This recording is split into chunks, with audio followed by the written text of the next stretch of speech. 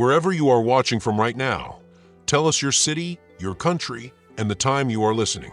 And if you have not already, make sure you subscribe and hit that like button, because the past is not silent. It speaks. It demands to be heard. And tonight it is screaming.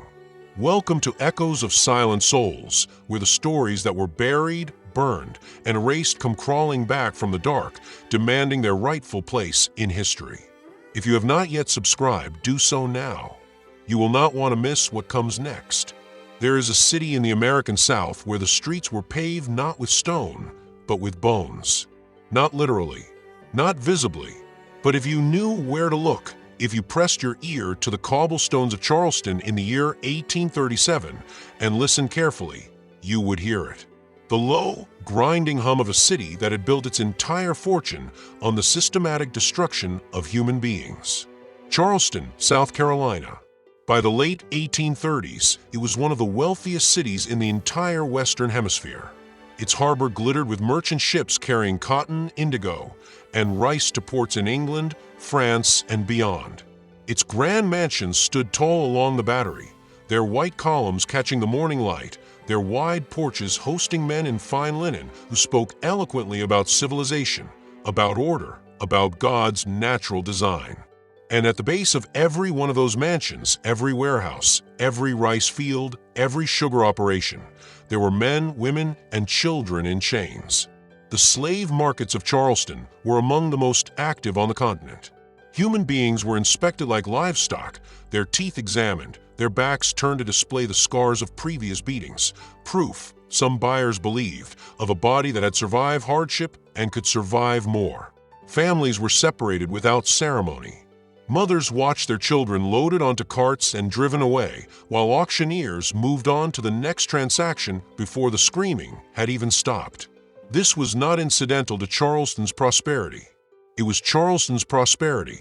And it was in this city, under this sky, inside this machine built for cruelty, that a child was born in 1813 who would one day make 9 of the most powerful men in that city vanish from the earth without a trace. His name was Solomon. Solomon's mother had no last name the records ever bothered to preserve. She was a woman of extraordinary strength and quiet dignity who had survived things no human being should be forced to survive, and she poured everything she had into the boy she brought into the world. She taught him before he could fully understand the words, "Watch more than you speak. Remember everything. Trust slowly. The world will test you, and your mind is the only weapon they cannot take." Solomon absorbed these lessons the way dry earth absorbs rain, completely, immediately, without waste. He was not a loud child.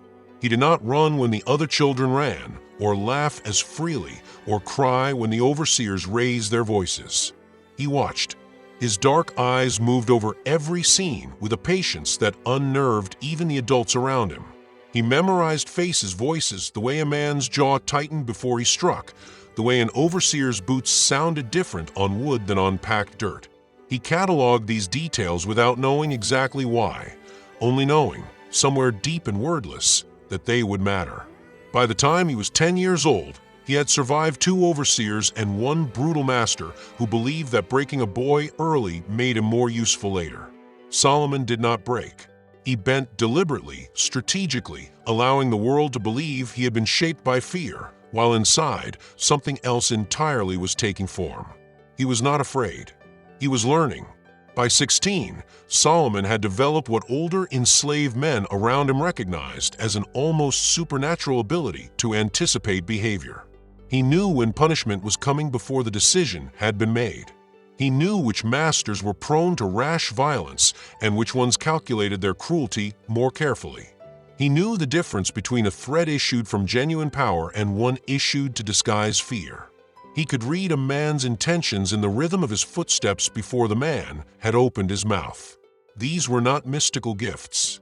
They were the hard-won skills of a boy who had staked his survival on paying attention. He was also, beneath the performance of submission, extraordinarily intelligent, the kind of intelligence that has no use for showing off, that exists only as a tool.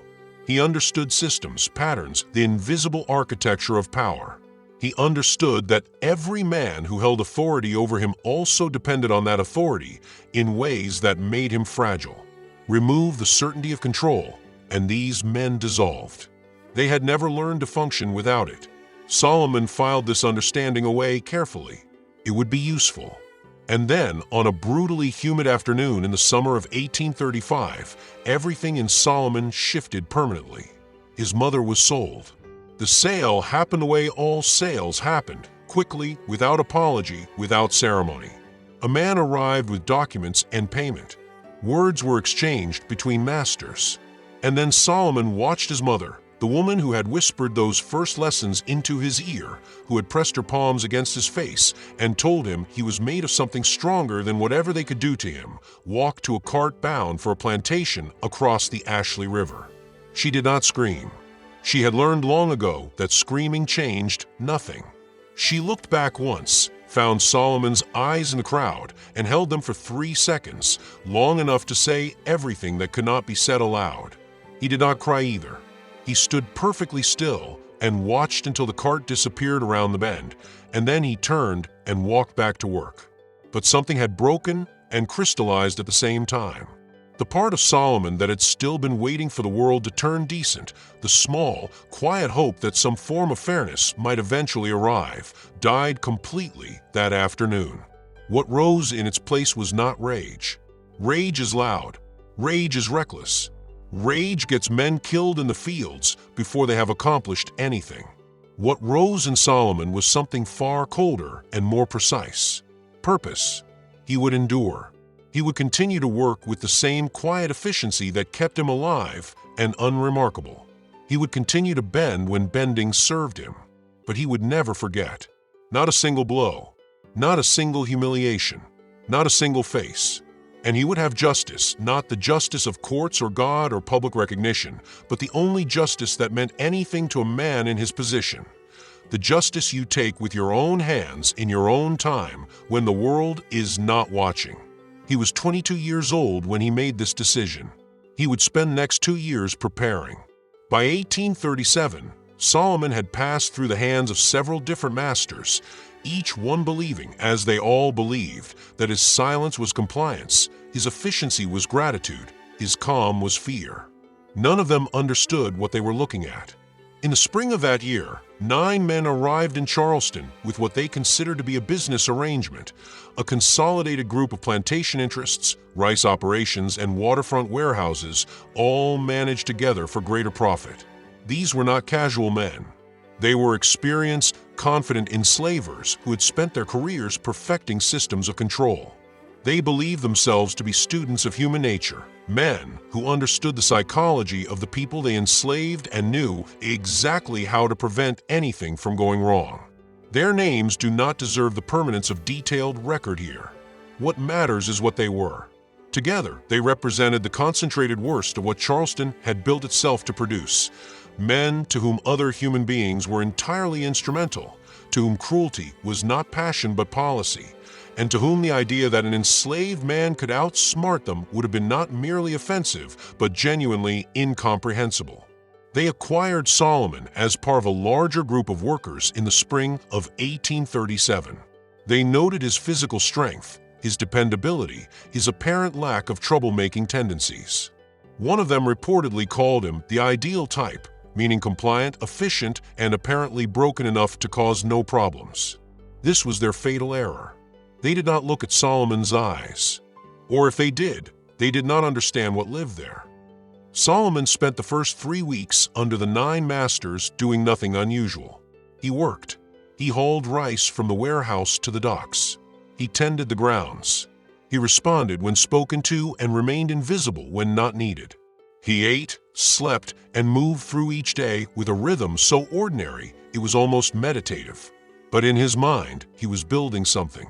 Every day he added another layer to structure, so intricate it would take months to complete. He memorized the layout of every building, every room, every passage on the property.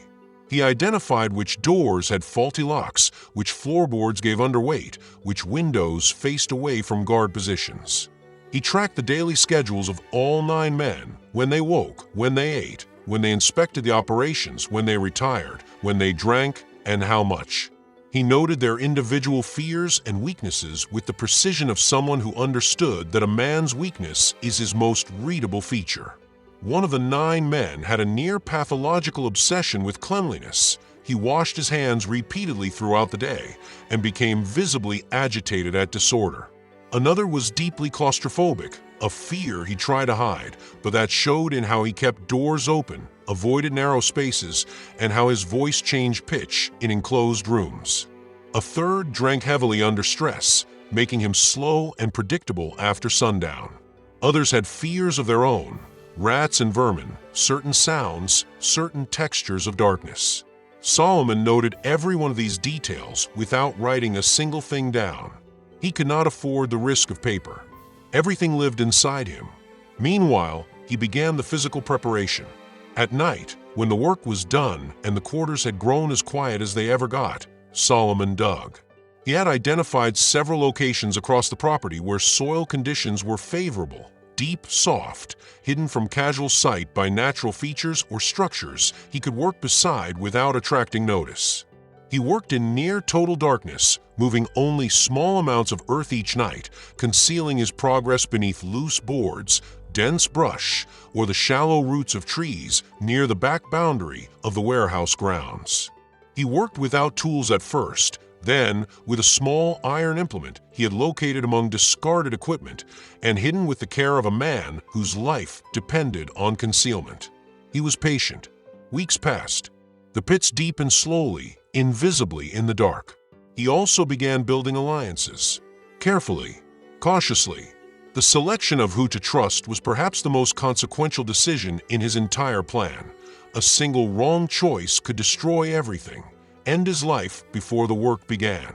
He chose 3 men, each one someone who had suffered specific cruelties under these masters, each one someone whose capacity for silence Solomon had observed and tested over months of careful interaction.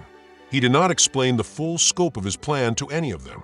He told each man only what they needed to know, that justice was coming, that their silence was essential, that their role was defined and limited, and that their participation would be repaid with everything he could offer: protection, awareness, the dignity of being trusted. All 3 agreed. Their eyes, when they said yes, held the same quiet fire Solomon recognized from the mirror. The first of the 9 men to vanish was a man Solomon had selected deliberately as his opening. Not the cruelest, not the physically largest, but the most arrogant. The one most likely to follow an implied summons without questioning it. The one whose pride in his own authority would become the instrument of his destruction. It was a Tuesday afternoon in late July. The heat was the kind that made the air itself seem heavy, that turned every breath into labor, that flattened the river's smell into something sour and close. Solomon had spent the morning working in full view of multiple overseers, visible, ordinary, unremarkable, building the alibi that observation creates. Then, in the early afternoon, during the brief window when guard attention drifted toward the waterfront for scheduled delivery, Solomon moved. He had sent the message through a chain of 2 intermediaries, a whispered suggestion that there was a problem in the storage barn that required the master's personal attention, the kind of problem that a servant could not be trusted to handle alone, and that an overseer might mismanage. It was the kind of message that landed perfectly in the vanity of a man who believed his own presence was the solution to every complication. The master arrived at the barn within minutes of the message being sent. He entered through the main door, pulling it open with the casual confidence of someone who had never imagined that a room could be a trap. Solomon was already inside. He had been waiting in the shadow behind a row of rice sacks stacked near the far wall, waiting silently for exactly as long as it took, which is the only interval that matters. As the master's eyes adjusted to the dim light, Solomon stepped forward. Not rushing, not shouting, simply there, solid, calm, and in that calmness, terrifying. What happened next was swift. Solomon had studied every technique available to him for restraint and incapacitation, learned from watching how overseers handled animals, from conversations conducted carefully over years with men who had spent time at sea, from his own months of practice in the dark. The master, too accustomed to the idea of his own safety to react with the speed the moment required, was overpowered before the first shout could fully form. The pit had been dug and prepared beneath a loose section of barn floor. It was narrow, deep, and lined in a way that would hold a man in absolute darkness and near silence. The first of the 9 was gone.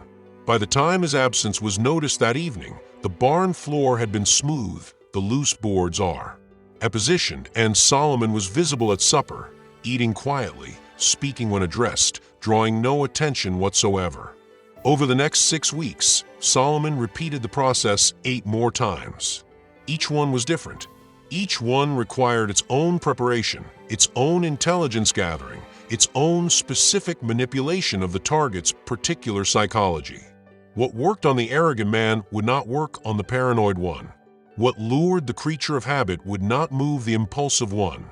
Solomon designed each approach individually, the way an architect designs individual rooms in a building, each serving its own function, each part of a coherent whole.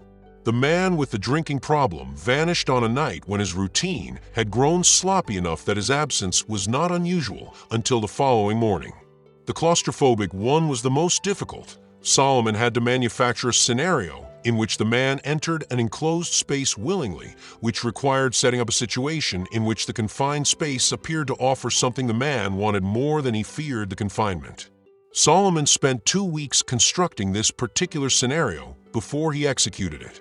He dismantled 2 elements of it before they were ready, recognizing flaws in the timing. He rebuilt it, then he executed it perfectly. The one with the obsession over cleanliness was drawn by a different mechanism entirely, a concern about contamination in his private quarters, reported through channels he trusted, creating urgency that overrode caution. Each time, Solomon's visible routine remained identical. He worked. He maintained the same pace, the same posture, the same expression. He spoke when spoken to and fell silent when not. He ate at the same time and slept at the same time and moved through the quarters with the consistency that makes a man invisible. His 3 trusted companions each played their limited, carefully defined roles. None of them knew the complete picture. None of them knew how many had already gone or how many remained. Solomon had made this decision deliberately, not out of distrust but out of protection. The less each man knew, the less any single break in silence could destroy. The city began to notice something was wrong by the 3rd disappearance. Whispers moved through the waterfront community. Charleston's white elite gathered in parlors and on porches and muttered over ledgers. The men had business partners, creditors, social obligations. Their absence created practical disruptions that could not be ignored. Investigators were brought in twice. Constables asked questions. A magistrate visited the property and spoke to overseers who could provide nothing useful because there was nothing to find. The enslaved community said nothing. They did not know what Solomon had done exactly, only that something had shifted, that the weight pressing down on them from 9 specific directions had, one by one, begun to lift. By the time the 9th man was gone, even the air on the property felt different. Solomon had anticipated the investigation. He had spent as much time preparing for what came after as he had spent on what came before. Every pit was sealed, leveled, and resurfaced to match the surrounding ground. Every piece of equipment he had used was dispersed, some of it discarded in the river, some returned to where it had been found, some buried separately in locations that bore no relationship to anything else. He had touched nothing he did not need to touch and left nothing where it could be found. The investigations found exactly what Solomon intended them to find, ordinary life continuing at its ordinary pace. But beneath the surface, the city churned. Word spread the way word always spreads in a society that depends on silence to function, in fragments at night, through networks that those in power had always underestimated because they had never bothered to truly study them. Among the enslaved, the story moved like water through cracks. 9 men gone. 1 man still here. Watch, listen, remember. Names were not spoken aloud, not directly, but the understanding passed from person to person across the quarters and the fields and the waterfront with a precision that would have stunned the investigators had they known it was happening. Solomon was aware of this. He had not planned it exactly, but he had anticipated it. He understood that in a world where the enslaved had almost no form of power, story was power. The idea of a man who could do what he had done, that idea, circulating quietly, was its own form of protection. No master could punish a story. No constable could arrest a whisper. But Solomon was also careful not to let the story become a vulnerability. He circulated his own presence carefully, being visible in the right places at the right times, appearing cooperative during every investigation, showing the face of a man with nothing to hide because there was nothing to find. He was patient. He always had been. The remaining networks of authority in Charleston, the overseers, the merchants, the plantation owners with adjacent interests to the Vanish Nine, were unsettled in ways they struggled to articulate. It was not simply that 9 men had disappeared. It was the cleanliness of the disappearances, the absence of evidence, the silence of the witnesses. In a world built on the assumption that enslaved people could always be forced to talk, the discovery that they would not was, in some ways, more disturbing than the disappearances themselves. 3 months after the last disappearance, a man arrived in Charleston who was different from the investigators who had come before. He came from Columbia, and he came with a reputation. His name was never formally attached to any official capacity. He operated in the space between law and lawlessness that men of certain skills tend to occupy in societies built on violence. He was a tracker, a reader of human behavior, someone who had, by his own account, never failed to locate a man he was sent to find. Solomon detected him within 48 hours of his arrival. It was not anything the man did overtly. It was the pattern of his movements, the way he asked questions in an order that suggested he was building a picture rather than seeking individual facts, the way he watched people react rather than listening only to what they said, the way his eyes moved over a room, the same way Solomon's own eyes moved over a room. Solomon recognized the method because he used it himself. This made the man genuinely dangerous in a way that the previous investigators had not been. He was not looking for physical evidence.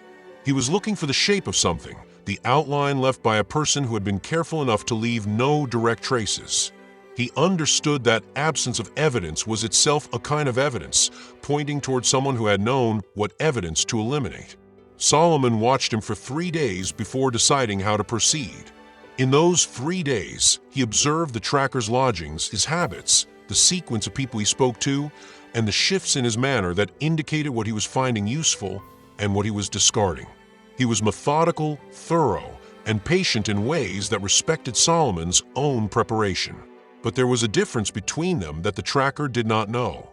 Solomon had spent 2 years building an intimate knowledge of every inch of this city, every face in this community, every gap between what was visible and what was real. The tracker had been here for 3 days. On the 4th night, Solomon led him through a maze of the city's back streets that appeared, to any outsider, to be a series of ordinary alleyways and narrow passages connecting the market district to the waterfront. What they were, to someone who had spent months mapping them, was a sequence of controlled environments, each one offering limited sight lines, multiple exit points for Solomon, and none for anyone following him, and a series of subtle physical obstacles that would slow a man who was unfamiliar with the terrain.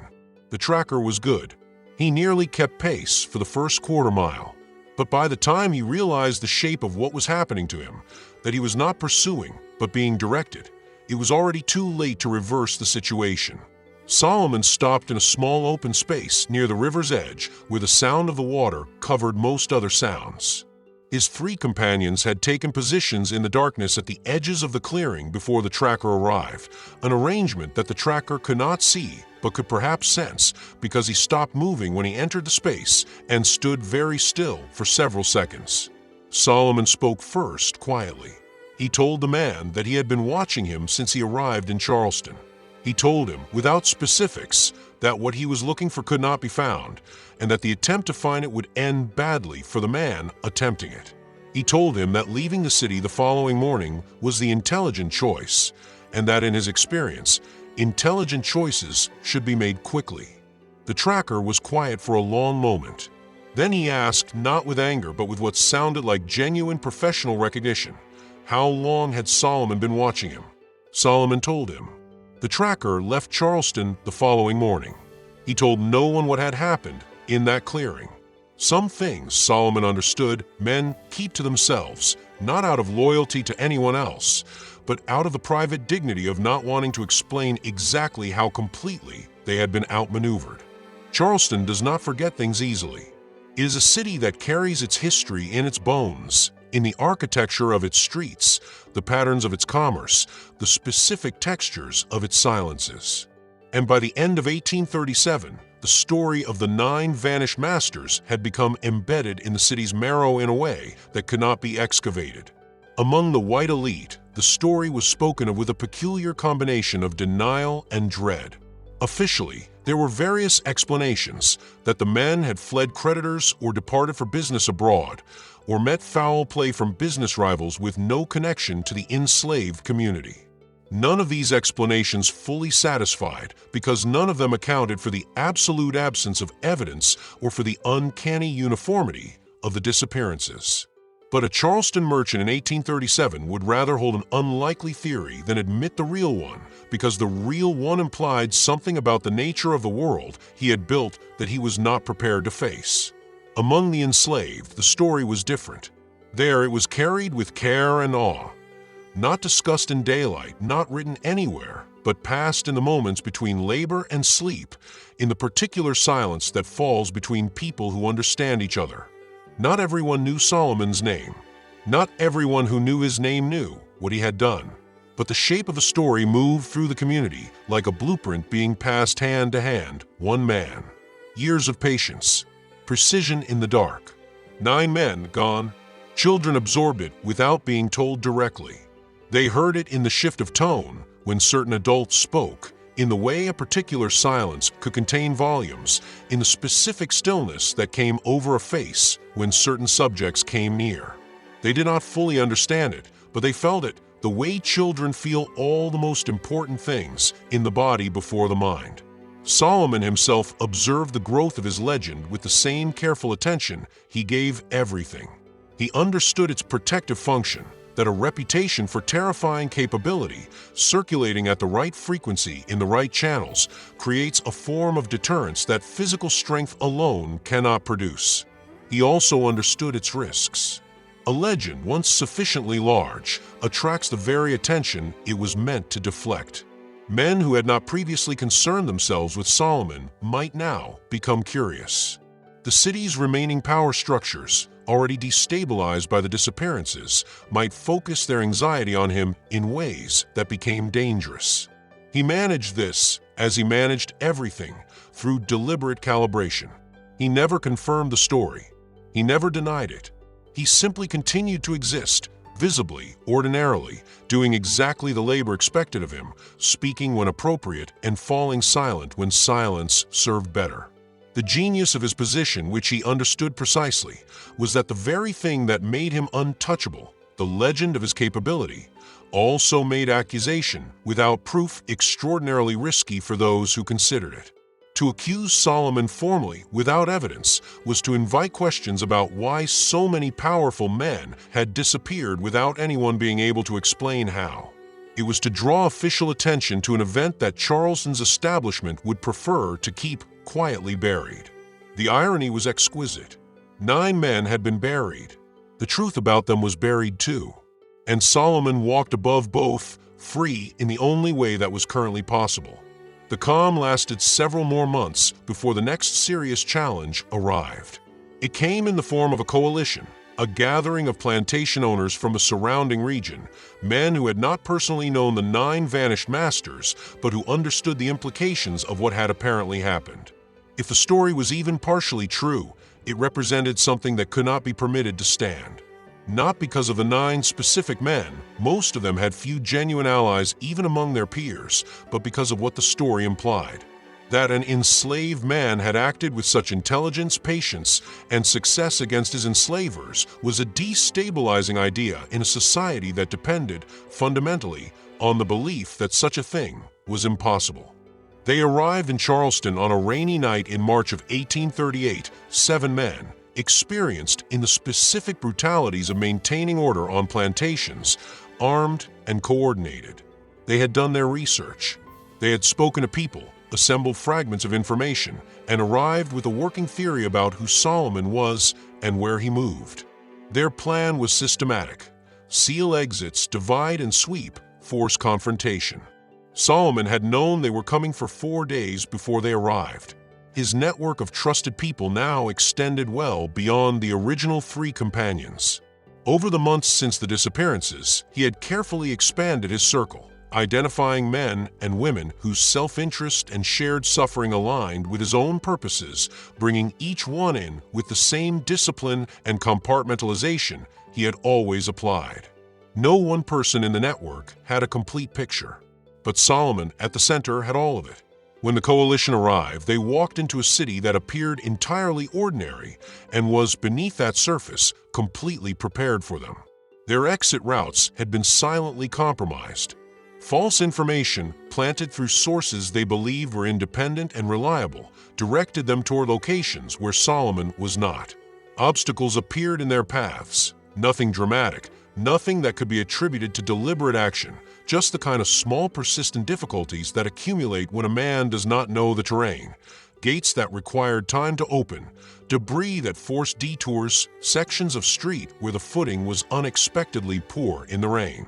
Their communication with each other was disrupted by the simple mechanism of distance and the city's nighttime geography, which Solomon understood, and they did not. A coalition of 7 is powerful when it moves together. Split into smaller units that cannot find each other in unfamiliar streets in heavy rain, it becomes something else entirely. By the time dawn arrived, the coalition had failed to locate Solomon, failed to maintain its coordination, and failed to accomplish anything except exhausting itself. Several of its members had minor injuries from the night's navigation. All of them were shaken in the particular way that comes from being outmaneuvered by something you can feel but cannot see. They left Charleston the following day. The story of the coalition's failure moved through the city's underground networks almost as fast as the story of the original 9. And with it, Solomon's legend deepened into something that was no longer merely local, something that was beginning, in fragments and whispers, to travel. There is a kind of freedom that exists even within captivity, a form of sovereignty located entirely inside the mind, inaccessible to chains, resistant to violence, capable of persisting through conditions that are designed to eliminate it. Solomon had possessed this form of freedom his entire life. His mother had placed it in him before he could name it. The years of observation and preparation had developed it. The acts of 1837 had proven it. Now, in the months and years that followed, Solomon did something with it that may have been more significant than anything he had done before. He taught it, not openly, not in any form that could be observed and punished, but in the small, durable ways that human beings transmit the most important things, in conversation, in example, in the specific care with which a skilled person performs an action in front of someone who is paying attention. He taught the young men around him to observe. Not to look, anyone could look, but to see. To notice the patterns beneath the visible surface of daily life. To understand that every person, however powerful, had rhythms and weaknesses and moments of vulnerability that careful observation could identify. He taught them that patience was not passivity, that waiting for the right moment was not the same as surrendering to the wrong one. He taught women to communicate in the silent languages they had long used but never quite recognized as languages, the positioned hand, the particular timing of a pause, the difference between a glance that meant nothing and one that meant everything. He taught children to memorize without appearing to memorize, to hold information with the same quiet efficiency he had always practiced himself. He taught, most importantly, the central lesson that his own life had demonstrated, that intelligence rigorously applied was more powerful than force. That the people who held power over them had built their systems on the assumption that the enslaved were incapable of strategic thought, and that this assumption was their greatest weakness, more exploitable than any physical vulnerability. He did not teach rebellion exactly. He was too practical for the romantic version of that word. He taught survival. Survival with dignity, with agency, with the full exercise of human capability in a world designed to crush it. The distinction mattered because one path led to immediate, spectacular destruction, while the other led to the slower, harder, less visible, but ultimately more durable form of resistance that could actually be sustained. Some of what he taught took root immediately. Some of it would not flower for years, would not become fully visible as what it was until long after Solomon himself was gone. But it was planted carefully in the people around him, and it would grow. Time does not stop moving because a story is extraordinary. Seasons continued to turn in Charleston. Ships arrived and departed. The rice and cotton markets moved through their cycles. The city's white elite rebuilt its sense of order around the gaps left by the 9 vanished men, constructing new narratives, new arrangements, new illusions of control. Henry Whitmore, the one man among the original group of masters who had survived meaning only that he had not been among the 9 targeted, not that he had escaped unaffected, became a different person in the years that followed. He was never the same after the disappearances. He grew cautious in ways that others found erratic, suspicious in ways that damaged his business relationships, haunted in ways that were legible to everyone around him without anyone being able to explain what exactly was haunting him. He died in 1841. The official cause was recorded as a fever. Those who knew him well said he had been dying for years, from something internal, something untreatable, something that had entered him the night he understood, fully and finally, that the man he had always believed he controlled had been, from the very beginning, the one doing the controlling. Solomon continued to live in Charleston for several years after the disappearances. How and when he eventually left, whether through a later escape, through freedom purchased or granted, or through some other path, is a question the historical record does not answer clearly. The silence around him was complete, and silence, as Solomon had always known, can be a form of protection. What the record does contain, in fragments and in echoes, is the story itself, told and retold in the particular ways that stories survive when they have no other container. In the coded language of spirituals, some have found what might be references to a man who moved in darkness and buried his enemies beneath the earth. In the testimonies of formerly enslaved people collected decades later, there are occasional mentions of a man in Charleston, described with different names in different accounts, but described consistently, who had done something so precise and so complete that it had entered the community's imagination as both history and parable. A man who watched more than he spoke. A man who remembered everything. A man whose patience was a weapon more powerful than any other. There are stories that historians can verify, footnote, and file. And there are stories that carry truth in a different form. Not the truth of documents and dates, though some of those exist, but the truth of what a community needs to remember about itself. What it needs to know is possible. What it needs to believe about the nature of human capability under the worst conditions imaginable. Solomon's story is both. If you are watching this and wondering how a man could plan something of this scale, execute it over months without a single mistake, and then continue to live in the city where it happened, the answer is not magic. The answer is not superhuman capability. The answer is what Solomon's mother told him before he was old enough to fully understand it. Watch more than you speak. Remember everything. Trust slowly. Your mind is the only weapon they cannot take. The enslavers of Charleston, like enslavers everywhere, had built their system on a foundational lie, that the human beings they held in chains were less than human, that they were incapable of complex thought, strategic planning, patience, foresight, emotional depth, or the kind of burning, multi-year devotion to a cause that can organize a person's entire life around a single purpose. Solomon did not argue against this lie. He did something far more devastating. He proved it false. Not with a speech, not with a declaration, not with anything that could be heard at the time or recorded in the documents that the powerful kept. He proved it in most irrefutable way available to him, by doing something that the lie said was impossible, by demonstrating, in the language of accomplished fact, that the mind behind the silence was deeper, sharper, and more patient than anything that had been aimed against it. 9 men went into the earth of Charleston in 1837. The man who put them there continued to walk above the ground, teaching, watching, living, passing on everything he knew to people who needed it.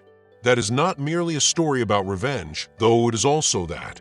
It is a story about the nature of intelligence, what it can accomplish when it has no other tools, when it operates under the most brutal constraints imaginable, when it has no recourse to any of the systems that are supposed to provide justice and finds it must become its own system. It is a story about patience, the kind that is not passive, not resigned, not the patience of someone who has given up, but the active, purposeful, revolutionary patience of someone who has decided that the right moment matters more than the easiest moment. And it is a story about memory, about the refusal to let injustice become ordinary just because it has become familiar, about the way a person can carry years of accumulated wrong and transform it, carefully, into something that changes the world in the only direction that matters. Conclusion: what Charleston remembers. The city of Charleston still stands. Its grand mansions still line the Battery. Its harbor still sees ships. Its cobblestones still absorb the heat of summer afternoons and echo the footsteps of people moving through history, most of them unaware of everything that happened beneath their feet.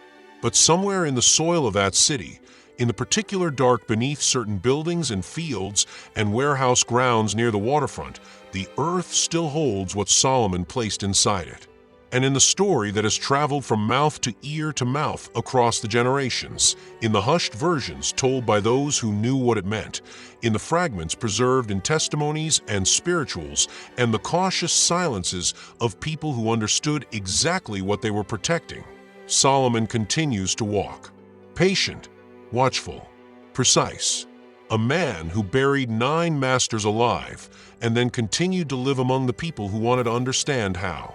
They never found out, not because he was lucky, not because he was untouchable, but because from the moment his mother first pressed her hands against his face and told him what he was made of, Solomon had understood the fundamental truth that his enemies would never learn. The most powerful thing in the world is a quiet man who has decided what he is going to do. If this story moved you, if the courage, the intelligence, and the refusal of Solomon reached something in you, then this channel is exactly where you need to be. Subscribe to Echoes of Hidden Souls. Like this video. Share it with someone who needs to hear it.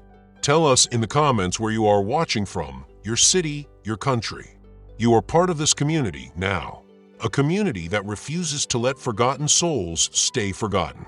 The past is not silent. It speaks. And when it speaks through stories like this one, it demands to be heard.